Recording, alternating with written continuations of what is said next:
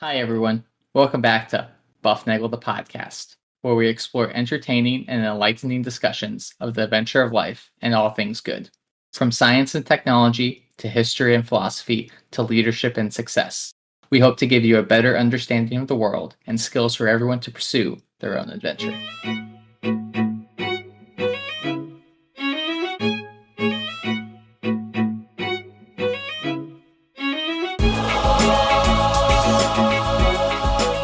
Hi, everybody, and welcome back to Bufnagle the podcast, where we talk about all things good and the pursuit of the adventure of life. I'm Rafe, and today is a great day.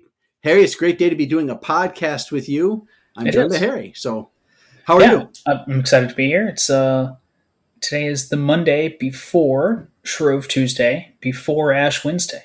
Yeah, there's a bunch of named things coming up here, and that's today's discussion: is this whole Shrovetide, Ash Wednesday, Lent extravaganza that fills up all of springtime, it seems. But before we get there, Harry, we are nothing here without our listeners, and I am grateful for them being out there. Because of our listeners, we are a global top 10% podcast, and we appreciate each and every one of you out there listening. If you are new to the podcast, please give us some episodes and see if we don't give you something to a reason to come back for more, as they say. And if you could please hit the subscribe button, get yourself on the what do they call it in the queue, so that when the list.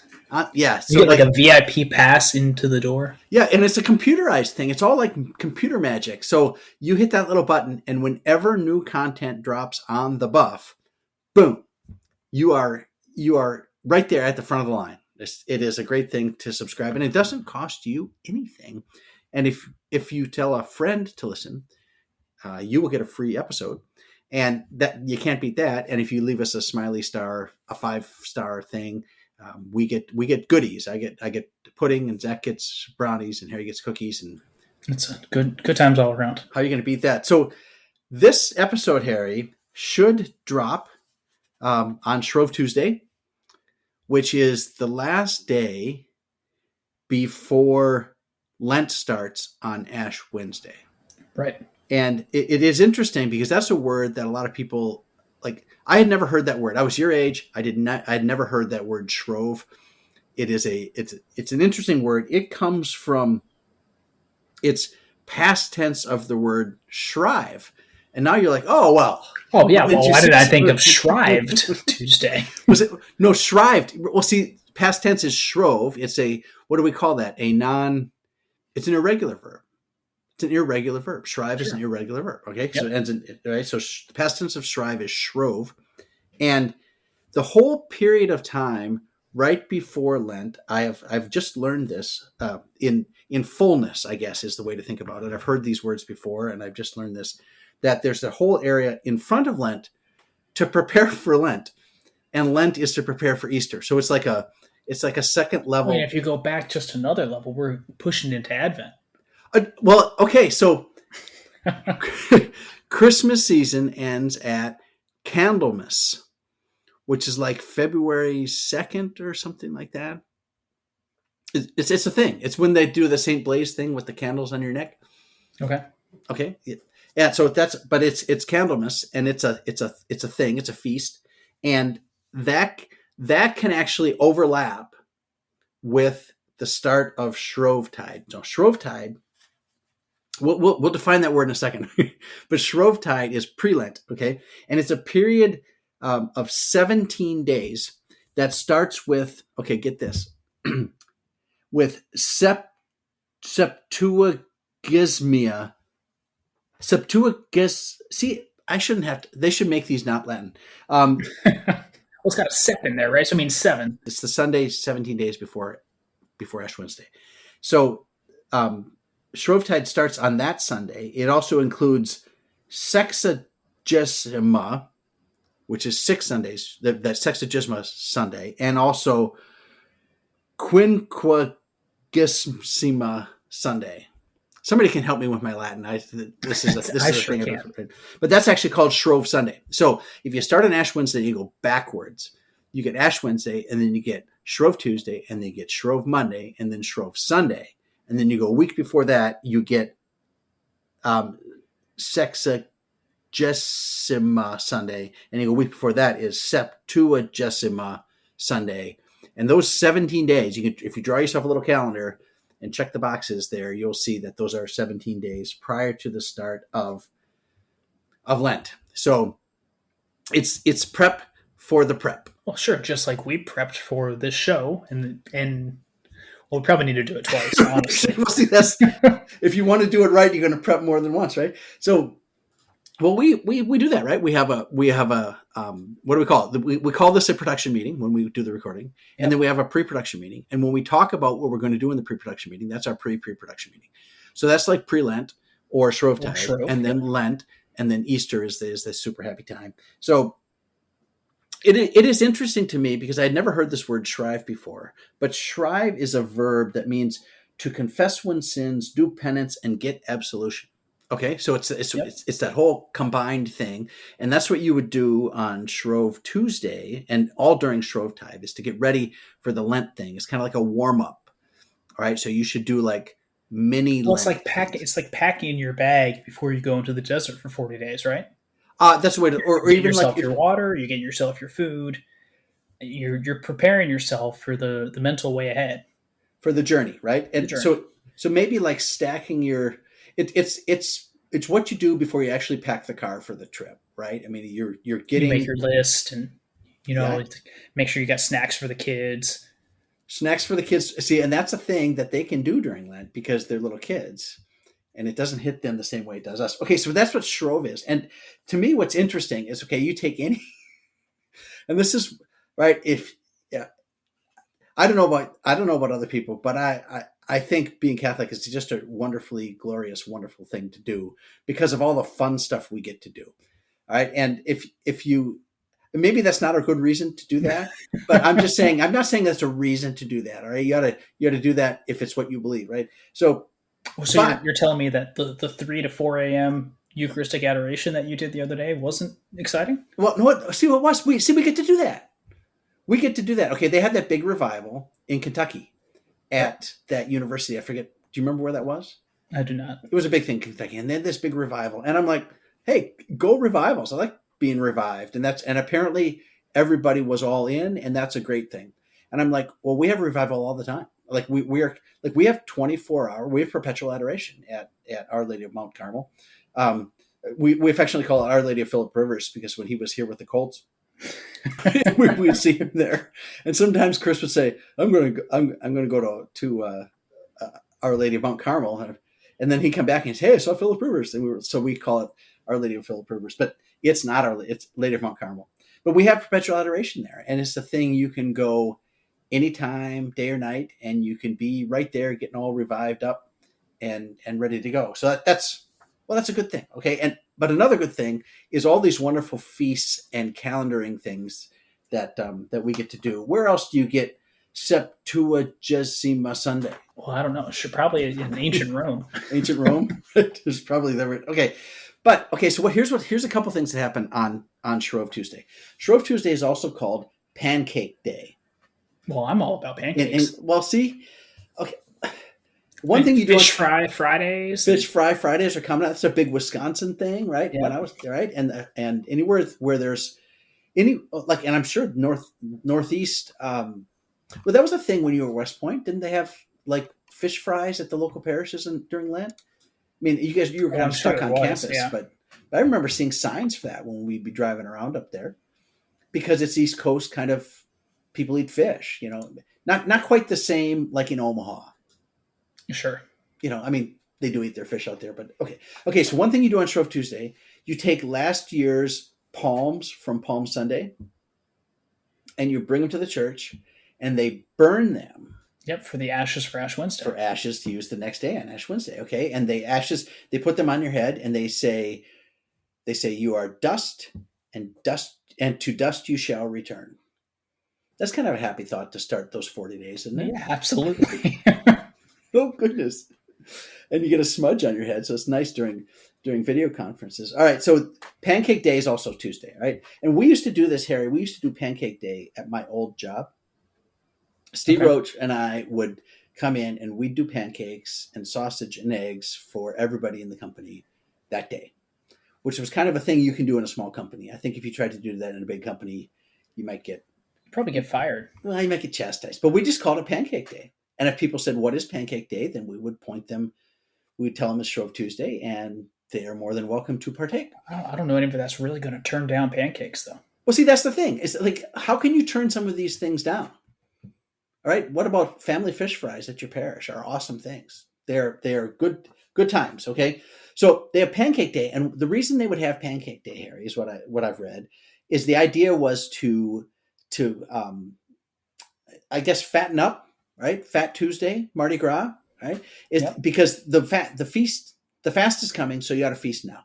Eat, drink, and be merry, for you never know when the end is coming. So they would do that, and you'd make pancakes, and you'd fill them with all sorts of things, whatever you wanted to fill them with. And what's interesting about this one is when I started reading about Pancake Day, the English don't always put syrup on their pancakes. They do a lot of like powdered sugar, right? Well, either that or just granulated sugar. And I remember this, one of the very few memories I have of my grandmother is her sprinkling just sugar out of, like, she had a sugar bowl on the kitchen table, right, with a little spoon in it, and she would scoop in there and she'd sprinkle a little bit of sugar on the pancake. And if you've ever had granulated sugar on your pancakes, oh, it's fantastic. Yeah, and it's not just a taste sensation; it's a texture too, right? There's a text pancake or the waffle too, right? Right. But especially pancakes. Pancake is soft. Mm-hmm. You get a little bit of crunch right on the top, and then you get that crunchy, gritty, and it's a really interesting, and it's sweet, so you can't beat that. But my grandma Emma, who was English, she did pancakes that way, and they have. Okay, so back in 1445, it's like 600 years ago or so, there was this lady in Olney, England, and it was Shrove Tuesday, and she was making breakfast that morning, and she was going to go to church, and she lost track of time, and she was busy cooking her pancakes in the frying pan. And she heard the bells ringing in the church, and she was like, "Oh, I'm late!" But she of course said it like, I don't know, like Mrs. Doubtfire or whoever, right? So she's in an apron, and she grabs her headscarf, because you have to wear your headscarf back then. Yep. And she was so consternated that she ran with the frying pan and the pancake all the way to church. And it was 415 yards from her house down the main street of Olney, England, to the church. And she showed up there with the frying pan I'm here. And the pancakes, because she forgot to put it down, right? And so the next year they were like, "Hey, let's do that again." So they started having this race in Olney, England, on Pancake Day. They're in Olney, and they would have races, but the races, you have to flip the pancake at the beginning, and then you have to run with the pancake to the finish line and flip it at the end. And then is it a hot pan? I don't know that. I haven't here's a so I guess we've got to go there next year, right? I think Bufnagle, the podcast, live from Olney, England, on Shrove Tuesday. Yeah, we'll submit that to the budget committee and see if we can. Because it turns out you don't have to go that far, because they do Pancake Day and pancake races in a lot of places. But the other place they do that on an international level is in Liberal, Kansas. Okay. It's a little tiny town in Kansas, and somebody learned about this pancake race that takes place in Olney, England, and they were like, "Well, we would like to be part of your thing. We will challenge you. We'll take our pancake ladies up against your pancake ladies." That's right. They're dropping the pancake gauntlet. Because there's nothing like the United States of America versus the United Kingdom, such as Olney and Liberal, Kansas. Yeah, right. So, nothing harkens back to the old days of George Washington and right. Governor Clinton or whoever it was fighting it out. Yeah. So they do that. So every year in Liberal, Kansas, tomorrow, I guess we're recording this on Monday. So tomorrow they're going to do this. They're going to do this thing. And do we have time to get there, Harry? I don't think I do. You don't. You probably do. You probably got to work. I may have to take the day off I'll report to you from Liberal Kansas. But That's right. they have a race, and they have like you can go to the website. The pancake here it is. It's called PancakeRaces.com. it's pancakeday.net is what it is, and they talk all about what's happening there, and it's in Liberal Kansas, and they have a race that starts at 11:55 a.m. And the current standings, okay, because I know you're interested in this. They've been doing this for a while. Let's see, they've been doing this since 1950, I think, right? Yeah, about 1950. Yep. So it's going to be 70 some years. It's currently 40-30. The Liberal Kansas people beating the Olney England people, which to me is a shock. I would think that those guys have it in their genes. Well, they've been doing it for millennia. Yeah, almost. Well, rounded up to millennia. Just like 600 years since 1445. So I think that would be, you know what? And you know what they do? They race. This is kind of cute. They race to the church. All right. And the winner gets a kiss from the bell ringer. Oh, well, who's the bell ringer? Well, that's the question. So, yeah, it depends on who the bell ringer is. But so maybe they have a better bell ringer in Liberal Kansas than they do in Olney. Well, that would make sense. But that's a thing. That's okay, and that is a fun thing that happens. That's a Pancake Day thing that happens. But there are all sorts of other festivals too, right? Sure. There's Mardi Gras, which takes place in Baton Rouge, right? New Orleans. Big New Orleans. Yeah. Okay. I was going to say Louisiana, then I tried to be more specific. Yeah, you picked the wrong one. New Orleans, or Nolans, as they say. But they do the whole big... They do like parades and festivals, big and parades, all kinds of things. And you know, of course, anytime you take these big festivals, they turn raunchy, right? I mean, that's what happens on Fat Tuesday, right? It gets raunchy. But the big one is in Rio de Janeiro, in Brazil. Yep, in Brazil, and that is a big carnival. That is one of this where they put away the flesh there. But that is apparently a raucous, just. I think what you're really telling me is all these people I've heard over the years that are from Louisiana and say that New Orleans is the best place to be for Mardi Gras are severely wrong. Well, I have to say I haven't done both. Like, okay, so right now I'm seeing about 3 or 4 years of consecutive trips for Mardi Gras. Well, so Olney, Liberal Kansas. Yep. New Orleans. Yeah, and Rio. So that's what, 24, 25, 26, and 27? Yeah, that's a lot. Holy cow. All right. Well, that's Pancake Day. All right. And we used to do Pancake Day at my little company back there in Franklin, Tennessee. Steve Roach and I would do that. And it was a lot of fun. And that's a thing you can do. I think these little, these little traditions you do, even if they're a little bit wacky, I think they're good to do because they keep you grounded in what's fun. You know, if you're not going to have any fun with it, why do it? Yeah. I think. All right. Well, they're probably good for community too, right? Yeah. Well, they bring all sorts of community spirit. And then, of course, you know, there's probably people selling like, you know, T-shirts and fundraisers and that kind of thing. Yeah, they do all those sorts of things. So now there's another tradition in the UK that they do on Shrove Tuesday, and that is a thing called mob football. MOB, correct? Mob football. And so, like, we have American football, and most of the rest of the world has football, which is what we call soccer. And then there are other kinds of football, like rugby and Australian rules football, and there's Gaelic football, and there's Canadian football, and there's arena football, and there's lots of other kind of football. But this is mob football. And generally the idea is you get like a zillion people in the town, and you board up the town because otherwise the crowds go through the plate glass windows in the downtown area. And and somebody throws a ball into the mosh pit, and you have to get the ball to your goal, which is on the other side of town. Okay, and there's a couple of them that are pretty big, but the big one is the Royal Shrovetide football game at Ashburn, Derbyshire. Okay, so that'll be in 2028. Yeah, that's exactly 2028. Actually, we're going to have to go twice because we're going to have to play once on both sides. Sure. Okay, so we play one on the front side of all of our trips and one on the back side. Yeah. So this one, this one is in Ashburn, Derbyshire, and I don't really know. I mean, I looked it up on the map, and I found it on the map. It's this little tiny town in Derbyshire. I'm sure I'm saying that wrong. I say Derbyshire. It's probably Derbyshire. Yeah. Right. And there's a little creek. There's a creek called Henmore Brook that runs through the town.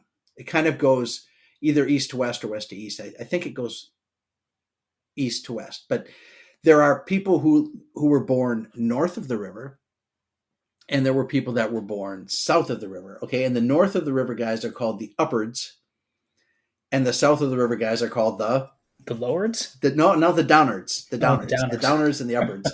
All right, and the northern guys are the Uppards, and the southern guys are the Downards.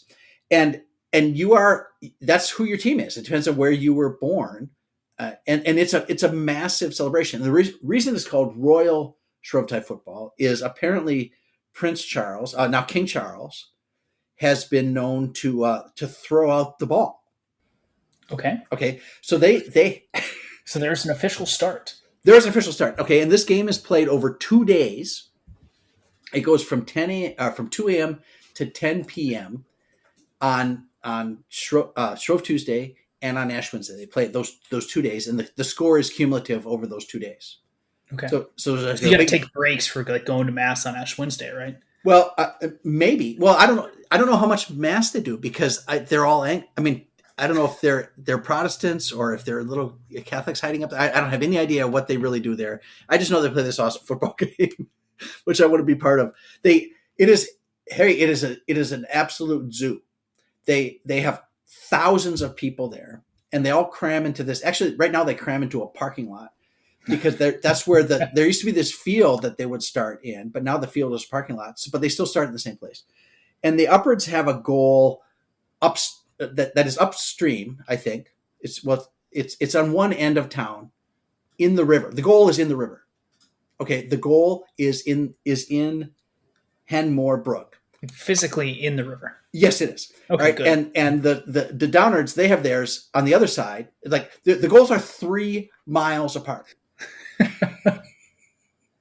Okay, they are 3 miles apart. And if you've ever seen footage of this, and it's all over the internet, you can type this in Royal Shrovetide Football, and you can watch this zoo. All right, they take the ball and they throw it into the crowd. And it's like a big soccer ball, and it's a special. There's only one every year, right? Right. This is the one that's made for this game, and they've been doing this for centuries, Harry. And what'll happen is it goes in the crowd, and then it like it's like a mass of people just surround the ball in a big, what they call it, a hug, right? And what I think the strategy, I used to think the strategy was to try to get it out of the hug and get it to your runners to the outside, and they scramble upstream or downstream to your goal. Mm-hmm. But what you have to do is you have to get the ball to the goal, which is this wall where the mill used to be. Of course. And you have to take the ball. You have to be standing in the river. You have to take the ball and you have to bang it 3 times, boom, boom, boom, against the. It's a plinth, a rock wall. You bang it 3 times against it, and that counts as a goal. And then you go, yay! And then you do it again. Well, and the guy who bangs it on the wall, he's like, you put him up on your shoulders and you carry him, and that's like a big societal honor to get chosen to be the guy to bang it on the wall. So if you and I went, all right, we'd have to be even famouser than we are now, but we wouldn't be chosen because they'd have like Jimmy, who grew up here and who, I don't know, has coached the local soccer team for forever. He might get chosen to be the guy to do that. And then they carry him back to town and they give the ball to the guy again. And if it's before 6 p.m., then they throw it back in and they go again. And the ball travels all over. And there's only like 6 rules, okay? All right, read them. Here are the rules. Okay. 1, committing murder or manslaughter is prohibited. Unnecessary violence is frowned upon. But necessary violence sounds like it's okay. And it doesn't say that it's illegal. It just says it's frowned upon. Okay, which is pretty funny. The ball may not be carried in a motorized vehicle. Okay. Now, I'm not sure about a horse. Bicycle. I see. That's the question. Is Motorized. if you've seen the footage, there's no way you could ride a bicycle in this crowd. It is a massive undertaking. The ball may not be hidden in a bag, coat, or rucksack, etc. So you can't like tuck it under your jacket and say, "Oh, I'm just going for a walk." It has to be visible. Okay. Cemeteries, churchyards, and the town memorial gardens are strictly out of bounds. Playing after 10 p.m. is forbidden.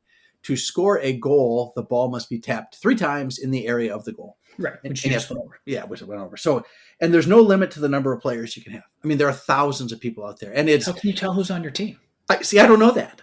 That's there's no uniform. Well, it's probably not shirts versus skins. No, it's not, because it's generally pretty cool there. And you would, if you see the footage of this, it's just this big mosh pit kind of thing, and the ball will pop up, and everybody goes, oh, and the ball bounces around, and then it disappears down into the thing, and then somebody will say it's over here, because like it travels down like underneath people's feet. And apparently there's like strategies to pretend you have the ball and try to push the hug one way when the ball really goes the other way to get the other. And I think the trick. I've been thinking of like meetings before, like weeks before discussing strategy. Well, there are people that train to be runners, because if you can get it out away from the hug to guys who are fast, then they could actually run it and pass it and really move it. You know that you can pass a lot faster than you run. I think they try to. I think the trick is to get everybody who's on your team together in a big hug. And then the other team can't get to you. They can't get to you. They can try to stop you, but by having a bigger hug pushing the other way. It is a zoo. And just remember that unnecessary violence is frowned upon. So, and there's another game I read about this morning at in Atherstone, which is it's in Warwickshire, and they've been playing this game for hundreds of years. There's a picture here of the ball from 2012.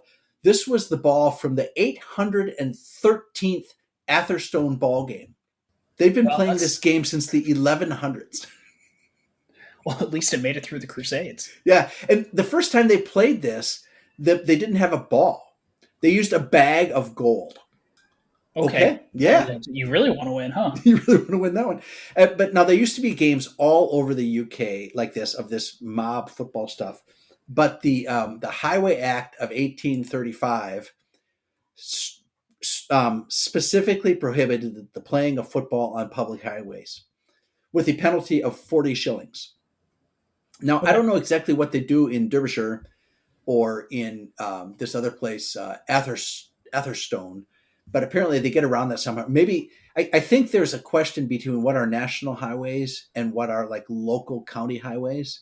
And I think the local people in these places where they have these games, they look the other way, or they just agree to pay the 40 shilling fine, and on we go.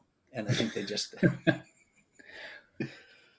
anyway, that's Royal Shrove Tuesday football. And I always thought that more. So you've got another item in your bucket list. See, I'm not a big believer in bucket list, but your mom says, "What do you want to go do?" And I was like, I want to go see that. I would love to be part. I would love to say I touched the ball. I would love to. Live from Derbyshire, this is Rafe with Bufnagle.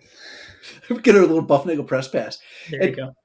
But I think they should do these like on universities and stuff. Wouldn't that be a great thing? That'd be great. I can't imagine, like at West Point, that'd probably be really funny, but probably outlawed within about 10 minutes. Well, see, that's what they said about some of these other games. They get really, they get dangerous, and people just go nuts. They go overboard. They don't realize it's just really fun. It's fun to be goofy, and they take it too seriously. You know guys like that? Oh yeah, yep. Yeah. Okay, yeah, we know who we're talking about. So, all right. So, but some of these things are local civic interactions that that they go back so far back in history, people don't remember what they are. And the thing that comes to mind with this, although this is all in fun, I'm sure you've read the short story The Lottery. Yes. And that's a book you're supposed to read somewhere between 6th grade and 8th grade. Yeah, maybe freshman year of high school. Okay, maybe freshman year. Yeah, and that is one of those stories when I think now I read it and because I know what's happening, and it just feels a little bit overdone. But I'm sure there are things out there like that, or there were things like that, like The Lottery. If you haven't read The Lottery, it's a creepy book. It's a creepy little short story. But Harry won't do no spoiler alerts today. Yeah, sure. I mean, on that. When I think of The Lottery, I also think of the yellow wallpaper, which is also just as creepy. That is a very creepy one too. And I read that in a book club when I was at Vanderbilt. We had book club. I ran a book club for the. I guess how would you say it? There were a lot of people that worked in the stats department that didn't grow up in America. Foreigners, right? Yeah. I got Not yeah. Americans. Well, they were a lot of them. They came here for wherever they came here, and they weren't born here, so they didn't have the upbringing that we had. And we would do book club, and we would talk about it, and any topic was fair game. Any topic was fair game, and we read the Yellow Wallpaper in that book club, and I think everybody was really freaked out by it. So Those are topics for a different day. yeah, Yellow Wallpaper is not very much fun. Lottery is more fun because it's got that creepiness in there. So, all right. So the last bit comes up to the real question. Then, all of this gets you through Shrovetide, which puts you to Lent, and the big thing with Lent is fasting. Yeah. So the question becomes, okay, why do you guys fast during Lent? What is the whole point of that, and what's the deal with the fish? We really just enjoy starving ourselves. That's what it is.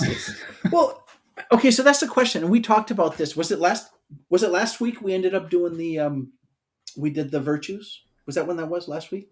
Yeah. So there are four. Father Mike Schmitz talks about 4 reasons to fast during Lent. Right? You got these in front of you? I do not, but I smiled at Father Schmitz. So. Yeah, so he did the Bible in a Year podcast, and then he's doing the Catechism in a Year podcast, and then I think next year he'll do what, the Bible in a Year again? Bible in another year. Year A, B, and C. Yeah. Oh yes, right. He won't do the lectionary in a year. Okay, so but why fast during Lent? Okay, the first one is self-mastery of your appetites. Right? Okay. Is to train yourself to the virtue of temperance, and that is keeping your appetites or your tummy in check. Right? That's the one. Thing 2 is obedience and discernment. It is opening yourself to be guided by God and the church as to what is best for you. That's keeping your mind and your spirit in check. Yeah, that's and directed in the right way. Okay, and then fasting is a sacrifice oriented toward worship of God, and not worship of us. Okay, so it challenges you to not think about you, but to think about God and focus your worship in the right place. And the fourth one, and this was a little interesting. I thought this is an interesting statement. I'm sure some friends of mine will have disagreement with this. Mm-hmm. As a sacrifice, it allows us to participate in the sacrifice on the cross for salvation of the world. So we are, I guess the word that was used was being co-redemptric with Christ. And I think some people would be like, I don't think I want to go there. Okay, so, but you can take that up with Father Mike Schmitz, all right?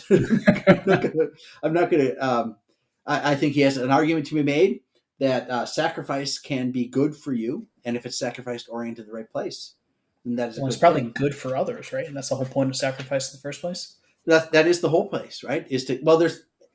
And fasting though is another thing. Okay, there are essentially 3 main forms of penance. The 3 main forms of penance. They are fasting, prayer, and almsgiving. And fasting deals with you becoming properly related to yourself. Prayer allows you to be properly related to God, and almsgiving allows you to be properly related to your neighbor. Okay, you can find this in the Catechism, paragraph 1434. All right, if you want to go look that one up. Okay, and what is kind of interesting to think about this, and I think this comes back to the idea that we have a big party and then we have a fast, and then at the end of that, things get pretty dark there at Holy Week, but then it comes out and gets very glorious at Easter. Is we have feast days that are pushed up against fasting days. Okay, and it doesn't do any good to fast if you don't also feast, and it doesn't do any good to feast if you haven't also fasted. And what that reveals to me is this quote by Chesterton that I think you have there. Yeah, and you sent it to me. I read it at first and was like, that seems a little too much. And then I reread it again. I was like, okay, I kind of like it. Yeah. But the Chesterton idea is that you don't need a middle path, but a marriage of extremes. You need to be intensely invested, yet totally relaxed at the same time. And you hate the world enough to change it, but you also love it enough to consider it worth to changing. Yeah, and we talk a lot about staying on the path and staying in the middle.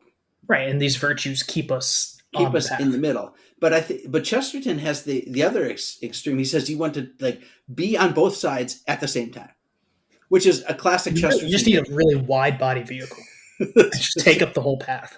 Like one of those ones that's really, really tall that can drive over all the other cars. That's right. Right. But that is the thing to think about is are you being what's the term, milk toast? Just being gushy, passive and just kind of going down the middle without committing.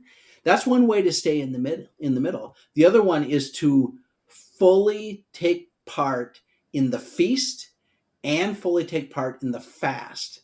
And on average, you're still in the middle. Right? Mm-hmm. So there's two ways to stay in the middle. And I think I don't think you should deliberately steer one way and then steer the other. I was like, well, I'm going to sin real bad this week. And then I was going to say, it's like, well, if I just go to confession, I can do 10 Hail Marys and that'll be back. It's like, I'm going to go. It's the same thing as like working out. Right? A lot of people say, well, I can justify eating ice cream as long as I go run a mile after this. Yeah. It's like, well, sure, I guess, but you probably want to work out because it betters you. And then you probably also want to have the ice cream because it's fun to have. And that betters you too.